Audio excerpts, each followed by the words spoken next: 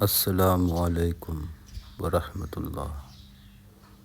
رحمان اور رحیم کے فرق سے متعلق عبداللہ ابن مبارک رحمۃ اللہ علیہ فرماتے ہیں، الرحمن وہ ہے جب اس سے مانگا جائے تو عطا کرے، اور رحیم ہے جس سے نہ مانگا جائے تو ناراض ہو جائے۔ حدیث میں بھی ارشاد ہے کہ جو اللہ تعالیٰ سے نہیں مانگتا اللہ تعالیٰ اس سے ناراض ہو جاتا ہے۔ بحوالہ من لم یسأل اللہ یغضب علیہ، مرکات شرح مشکاہ۔ علامہ ابن قیم رحمۃ اللہ علیہ فرماتے ہیں کہ الرحمن دلیل ہے ایک ایسی صفت پر جو کہ قائم رہتی ہے اللہ تعالیٰ سبحانہ و تعالیٰ کے ساتھ، اور الرحیم دلیل ہے اسی صفت پر جس کا تعلق رحم کیے ہوئے کے ساتھ ہوتا ہے۔ پس رحمان سے معلوم ہوا کہ رحمت اس کی صفت ہے، اور رحیم سے معلوم ہوا کہ اللہ تعالیٰ صفت رحمت کا اپنی مخلوق پر خصوصی اظہار فرماتے ہیں۔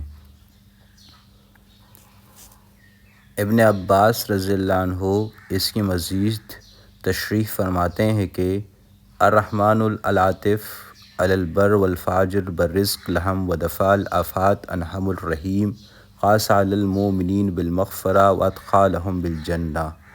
بحوالہ تفسیر ماجدی صفحہ 2-3۔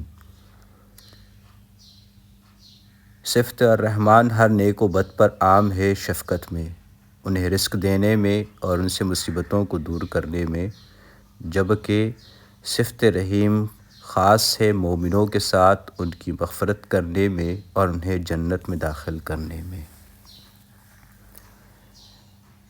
ابن عباس کی جو مزید تشریح بیان کی گئی ہے اس کا ترجمہ ایک دفعہ دوبارہ سن لیجیے۔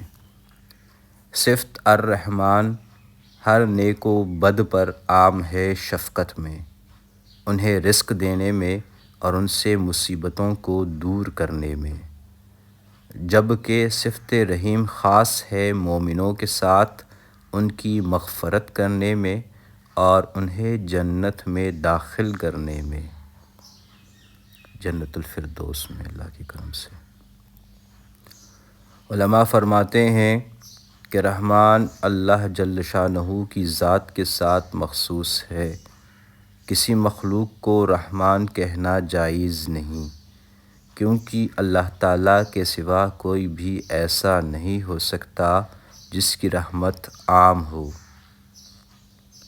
یاد رکھیے رحمان کا صحیح ترجمہ دشوار ہے، کیونکہ یہ رحمت مصدر سے مبالغہ کا صیغہ ہے اور فعلان کے وزن پر ہے۔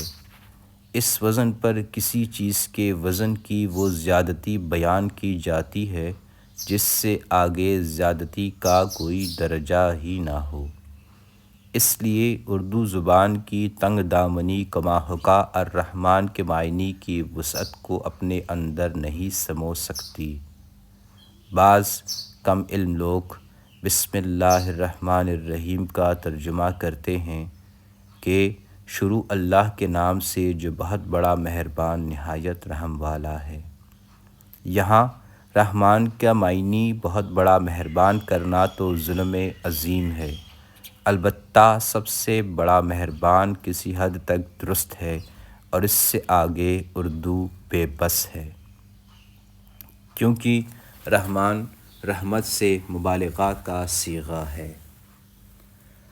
چنانچہ اسی کو مد نظر رکھ کر مؤلف نے قرآن پاک کی چند آیات کا ترجمہ لکھا ہے جو پیش خدمت ہے۔ رحمان ہی وہ ذات ہے جو بنی نوح انسان کو دن اور رات کی آفات سے اپنی آغوش رحمت میں چھپا لیتی ہے۔ رحمان وہ ہے جو ہر لرزہ و ترسا خوفزدہ و سراسیمہ کو اپنی پناہ میں لے لیتا ہے۔